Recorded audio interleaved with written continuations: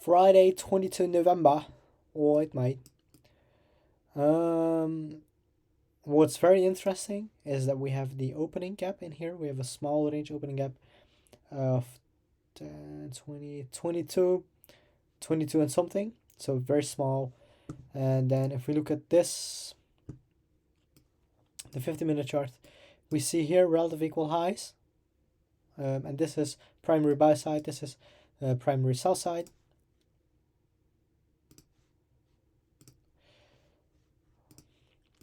These also happen to be previous day's high, previous day's low. All right.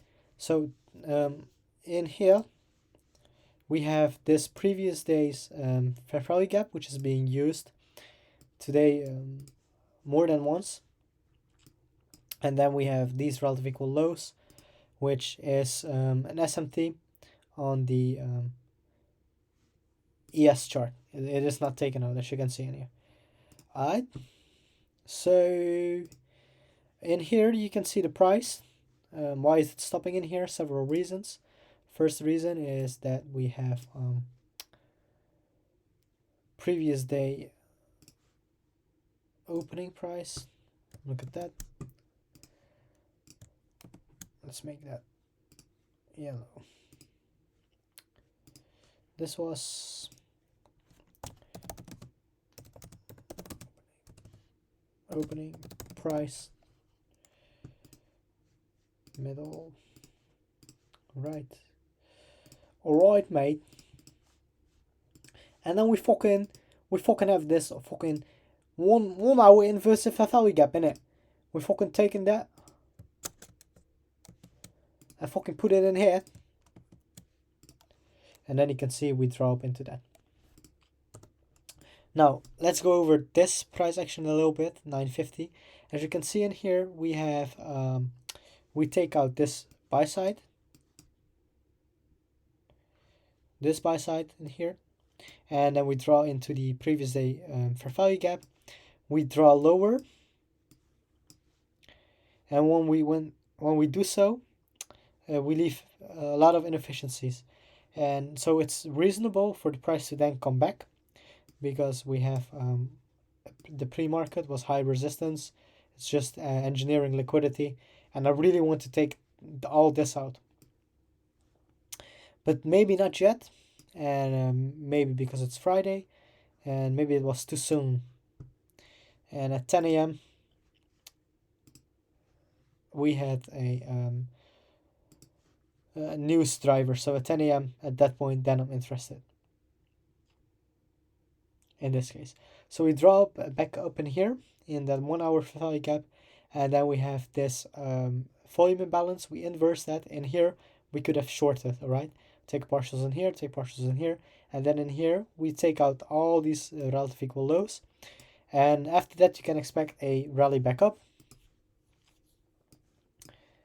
in combination with the correlated new week opening gaps, new day opening gaps. So in here, what's interesting is that after we inverse this fair value gap in here, this one, right here, we could have entered for a long position, but we could have traded a breaker block. So we have the low, we have the low, high, lower low, and then higher high. And then in here, this is then the breaker block. So we could have entered when the price was somewhere in here.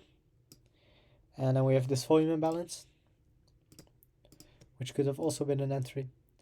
And this was then the entry that caught my interest for a long position. So if we draw this out, then once the price comes back in here, then this inverse value gap is very significant now, because yeah, this is the breaker block. Inverse value gap. It's just yeah, it's experience. So when we drop in here, and then we do this, and then we come back in here, we rally around, we enter around a little bit, and in I need to inverse this, and then I'm interested. Once we inverse this, I would enter in here. I put my enter in here probably.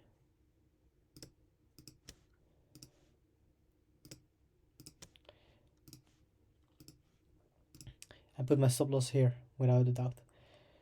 1150. We draw back into this once again, and we can have an order in here, and then we draw all the way back to take out these relative equal highs, and there would be my biggest partial, and I would take partials inside of this for value gap in here, and I would leave a runner open for possibly take out previous day's highs. So that was today.